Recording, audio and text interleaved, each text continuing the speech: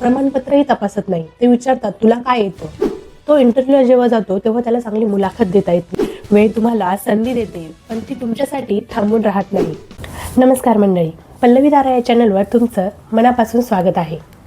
मित्रांनो, आज मी तुम्हाला असा प्रश्न विचारणार आहे की कदाचित तुम्हालाही तो प्रश्न पडला असेल. तो म्हणजे आजकाल शिक्षण महत्त्वाचं की त्याहूनही अधिक कौशल्य महत्त्वाचं.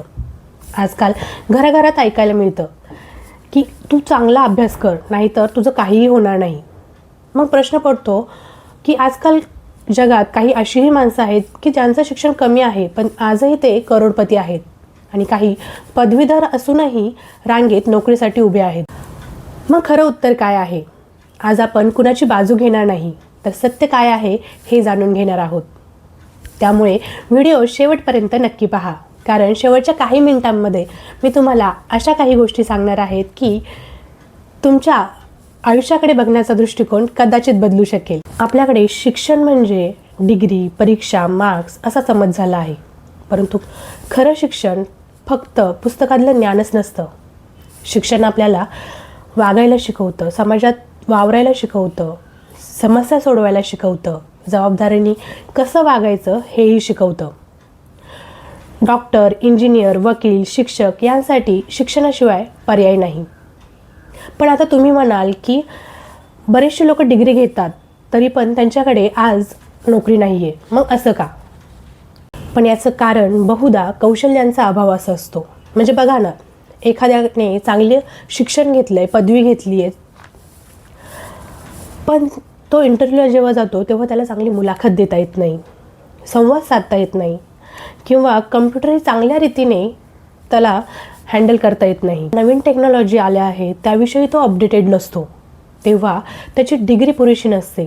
काल तुम्ही बघता की कंपन्यावाले विचारत नाही की तू डिग्री किती घेतली आहे, किंवा त्याचे मार्कशीट, प्रमाणपत्रही तपासत नाही. ते विचारतात तुला काय येतं, काय करता येतं, समस्या सोडवता येतात का, टीमवर्क येतं का, नवीन टेक्नॉलॉजीतून शिकायला तयार आहे का, नवीन नॉलेज अपडेट करण्यासाठी तू सक्रिय आहे का. म्हणजे थोडक्यात काय तर कौशल्याची व्याख्या आपल्याला करता येईल की जी गोष्ट आपण प्रत्यक्षात करून दाखवू शकतो ते म्हणजे कौशल्य. म्हणजे उदाहरण घ्यायचं ठरलं तर विक्री करणं, एखाद्याशी संवाद साधणं, एखाद्याशी नातं निर्माण करणं, मोबाईल रिपेअरिंग करणं, मशिनिंग, किंवा नवीन टेक्नॉलॉजी ज्या आहेत त्यांच्याविषयी अपडेटेड राहणं, एडिटिंग करणं, कंटेंट क्रिएट करणं, याही कौशल्याचाच एक प्रकार आहे. आजकाल समाजात हे नाही विचारत की तू किती डिग्री घेतली आहे. समाज हे आपल्याला हाच विचारतो की तू काय करतोस, किती कमावतोस. मित्रांनो, मी तुम्हाला एक उदाहरण देते. एका गावात 2 मुलं होती. दोघांनीही इंजिनिअरिंग कंप्लीट केलं. एकाने इंजिनिअरिंगसोबतच काही कोर्सेस केले होते. शिक्षण संपलं, एक नोकरीच्या शोधात गेला आणि एकाने स्वतःचं शॉप टाकलं, मोबाईल रिपेअरिंगचं.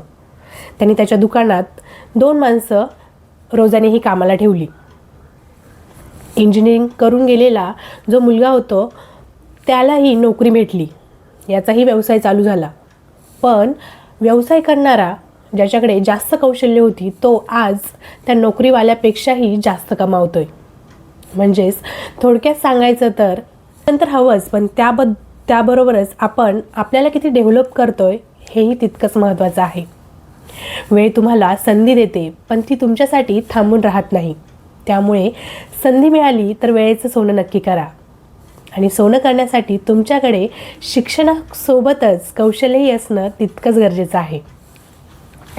सोप्या भाषेत समजायचं ठरलं तर शिक्षण म्हणजे इंजिन असतं आणि कौशल्य म्हणजे गाडी चालवणारा चालक.